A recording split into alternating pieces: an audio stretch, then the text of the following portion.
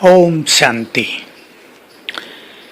बाबा ने हमें संपूर्ण पवित्र बनने की राह दिखाई है और संपूर्ण पवित्रता की मंजिल पर चढ़ते हुए हमें कर्मेंद्रियों को शीतल करना परम आवश्यक है, ताकि विकारों की अग्नि जो जन्म जन्म की अंतर मन में समाई हुई है वो समाप्त हो जाए।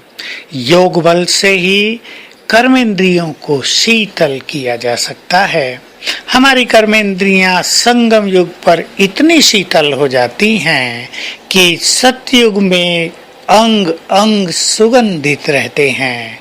तो हम सभी अपने योग बल पर बहुत ज्यादा अटेंशन दें। हमें विशेष ध्यान देना है कि दिनचर्या में रहते हुए, कार्य व्यवहार करते हुए हमारा योग का सुंदर अभ्यास चलता रहे। केवल बैठकर ही हम योग अभ्यास करें ऐसी ही हमें आदत न हो। चलते फिरते भी हम कुछ विशेष चीजों का अभ्यास करें, जैसे मैं आत्मा स्वराज्य अधिकारी हूँ, कर्मेंद्रियों की मालिक हूँ, प्रकृति की मालिक हूँ। ये अभ्यास बढ़ाते रहेंगे तो इसका असर हमारी शक्तियों को बढ़ाता चलेगा। केवल ये अभ्यास हमें चालू रखना है। मैं स्वराज्य अधिकारी हूँ, इस देह रूपी प्रकृति का मालिक हूँ, तो कर्मेंद्रियों का भी मैं मालिक हूँ। ऐसे ही अच्छे स्वमान की प्रैक्टिस चलती रहे कर्मों में। 2 स्वमान हमने ये बताए। ऐसे ही मैं मास्टर सर्वशक्तिवान हूँ, मास्टर ज्ञान सूर्य हूँ, श्रेष्ठ योगी हूँ, इस धरा के लिए श्रृंगार हूँ, पवित्रता का सूर्य हूँ। ये स्वमान भी हमारे बहुत चलते रहें। इससे क्या फायदा होगा कि आत्मा स्वयं को डिटैच अनुभव करती जाएगी, और जितना जितना आत्मा देह से डिटैच होती है उतना ही कर्म इंद्रियां शीतल होती रहती हैं। जन्म जन्म का देह भान आत्माओं को इस देह के प्रति आसक्त बना चुका है।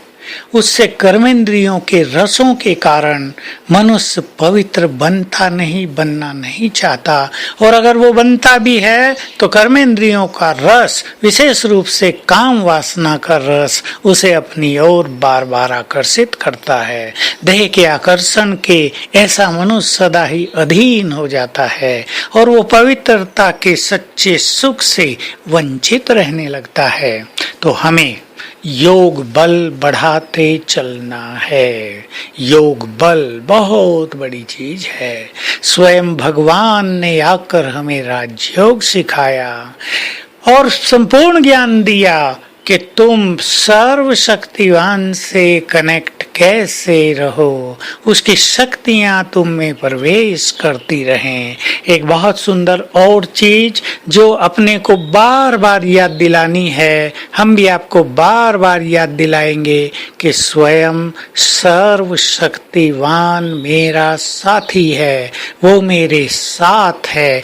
ये स्मृति भी हमारे आंतरिक बल को बहुत ज्यादा बढ़ाती चलेगी, और ये सब भी योग युक्त स्थिति में ही गिना जाएगा। केवल बैठकर योग लगाना, केवल एकाग्रता करना, इतना ही नहीं, लेकिन स्मृति स्वरूप होने से हमारी आंतरिक पवित्रता बहुत बढ़ती जाएगी। साथ ही साथ स्वयं को चेंज करने के लिए हमें महसूसता की शक्ति की आवश्यकता होती है। हमें किस कमजोरी को चेंज करना है उसकी महसूसता। कई लोग अपने कमजोरियों के इतने वश होते हैं कि उन्हें ये ख्याल ही नहीं रहता कि मेरी कमजोरी दूसरों के कष्टों का कारण बन रही है, या मेरी ये कमी मुझे आगे नहीं बढ़ने दे रही है। जो व्यक्ति अपनी कमियों को जानता है, महसूस करता है, उन्हें स्वीकार करता है, वो अपने को जल्दी ही परिवर्तित कर लेता है, क्योंकि उसे बाबा की ब्लेसिंग्स भी मिलने लगती है। दूसरी चीज, हमें अपनी महानताओं को भी जान लेना चाहिए, रियलाइज कर लेना चाहिए। दोनों रियलाइजेशन की आवश्यकता है, कमियों की रियलाइजेशन और महानताओं की रियलाइजेशन। महानताओं की स्मृति में यदि हम रहेंगे तो महानताओं का बल कमियों को निर्मूल कर देगा।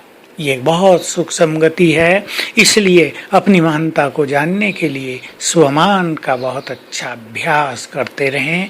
तो आज के ये सब स्वमान जो हमने वर्णन किए, उसके साथ साथ हम अभ्यास करेंगे सारा दिन, बाबा मेरा साथी है। बस ये नशा हो जाए, स्वयं भगवान मेरा साथी है, मुझसे कंबाइंड है, और इस कंबाइंड स्वरूप का आनंद लेंगे। ओम शांति।